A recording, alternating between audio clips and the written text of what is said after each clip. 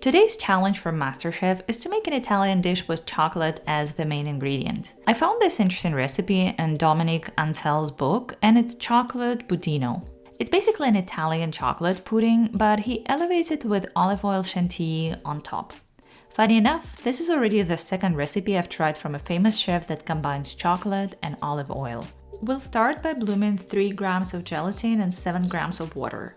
It's a little less water than you'd normally use for this amount of gelatin, but there's enough liquid in the recipe to compensate. Next, I'm pouring 390 grams of heavy cream into a saucepan and adding 16 grams of sugar.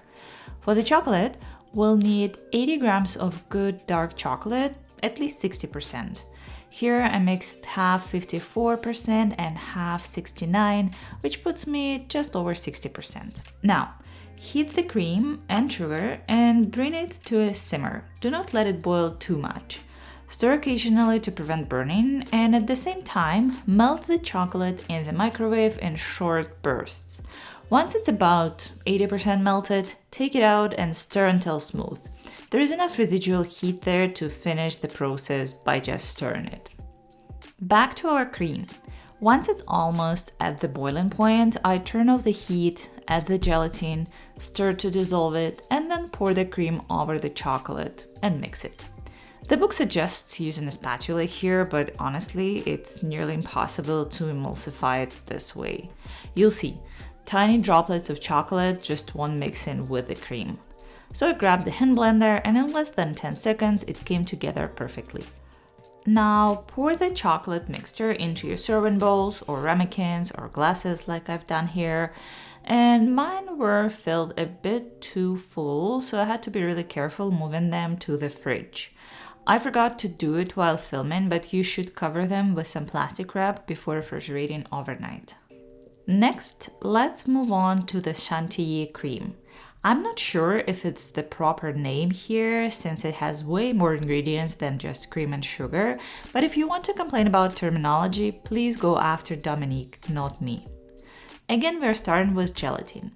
Take 1.5 grams and bloom it in 8.5 grams of water.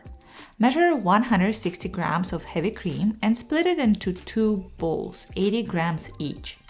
Then take 20 grams of sugar, 45 grams of mascarpone, 20 grams of extra virgin olive oil, and some vanilla paste.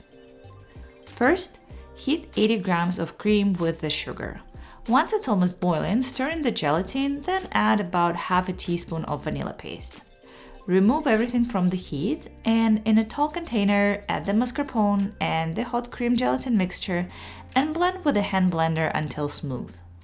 Now add the second portion of cream and the olive oil and blend again. Do not overwork it because we're not whipping yet, we're just emulsifying. Cover with some plastic wrap, press it against the surface, and refrigerate overnight. The next day, our cream is set and jiggly.